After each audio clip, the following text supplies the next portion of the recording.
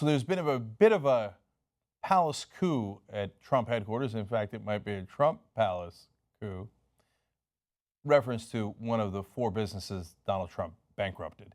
Anyway, Corey Lewandowski, who used to be Donald Trump's campaign manager, has been fired.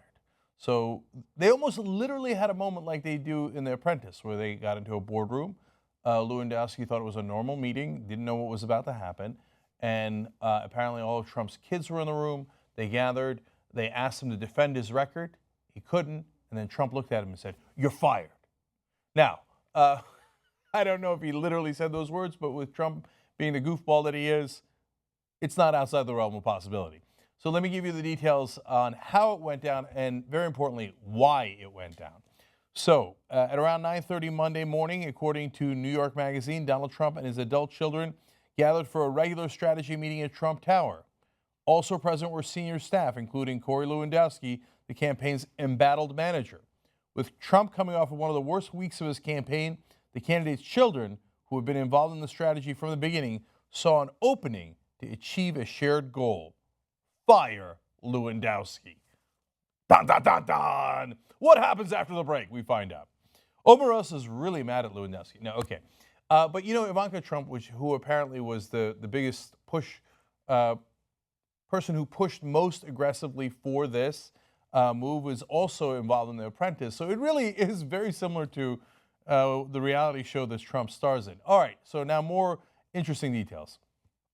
Again, New York Magazine reports Lewandowski's dismissal has been in the work for weeks, and it marks the culmination of an intense lobbying campaign by Trump's three oldest children, Ivanka, Eric, and Don Jr., as well as allies of campaign chairman Paul Manafort, who eclipsed Lewandowski to some extent when Trump brought him on earlier this year. So what were they frustrated at? Well, a couple of things, and this is why they wanted Lewandowski to go. Number one was an overall theme. They say that they were frustrated that Lewandowski seemed to encourage Trump's worst behavior, including his attempts to delegitimize the Indiana-born federal judge presiding over the Trump University by describing him as a Mexican. Now, what Lewandowski used to call this is letting Trump be Trump. And that worked in the primaries, because if you encouraged his worst tendencies, the Republican primary voters ate it up. They're like, ooh, a racist, a bigot, a xenophobe. That's wonderful.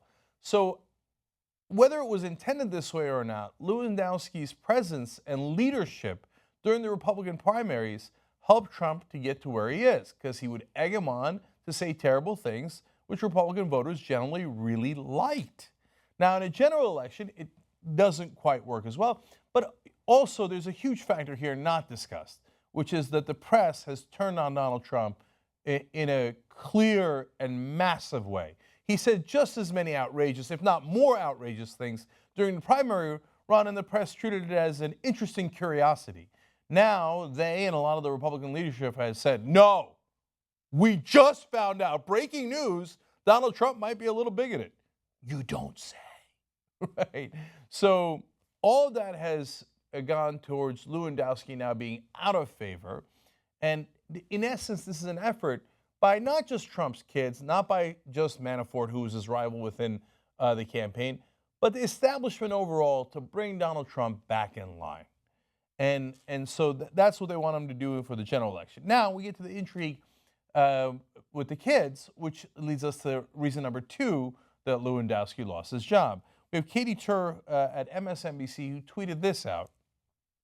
One source close to the candidate and with direct knowledge of the situation tells me Ivanka has been particularly unhappy with Lewandowski and has felt that way, quote, for months. The Michelle Fields incident put her over the top, but it took time for her and the family to convince Trump he needed to oust Lewandowski. It wasn't until today, after he dropped in the polls last week and faced possible mutiny within the party, were they able to convince him. While he was winning, there was no need to change. So, again, that's certainly part of the story. But that Ivanka part is fascinating. Why? Why does she care more than the others? Well, go back to New York Magazine and find out there's a possible answer to that.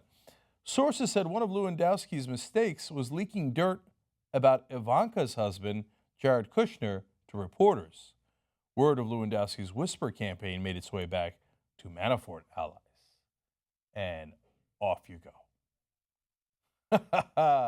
That is a terrible mistake. Look, now you've got some real political operatives inside the Trump campaign. They know how to leak things.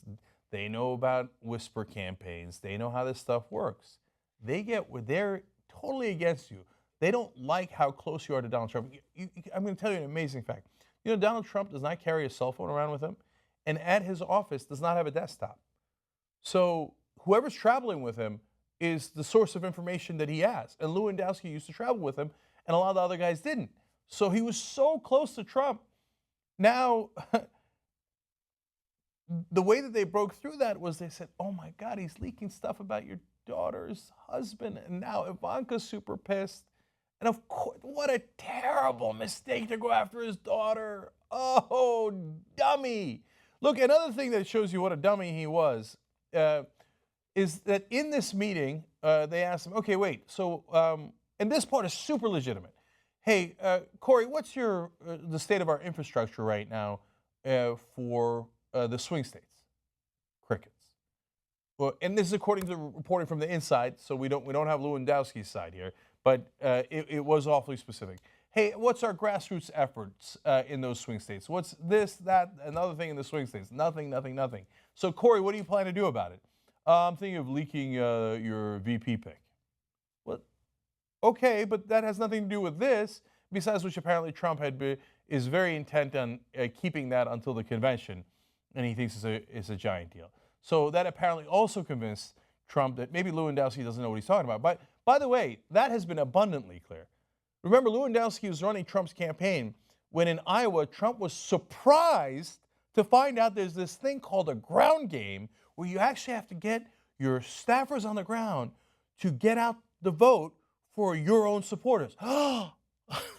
Man, what an abysmal failure in not knowing how to run a campaign. So Lewandowski was full of braggadocio, full of bluster, yelled at people internally in the campaign, yelled at people outside of it. Of course, the Michelle Fields incident that Ivanka was mad about was when Lewandowski manhandled a reporter for Breitbart, which is their top ally in the press. It's a conservative kind of publication online. But as you can tell, it wasn't just that he went after Michelle Fields, Lewandowski did.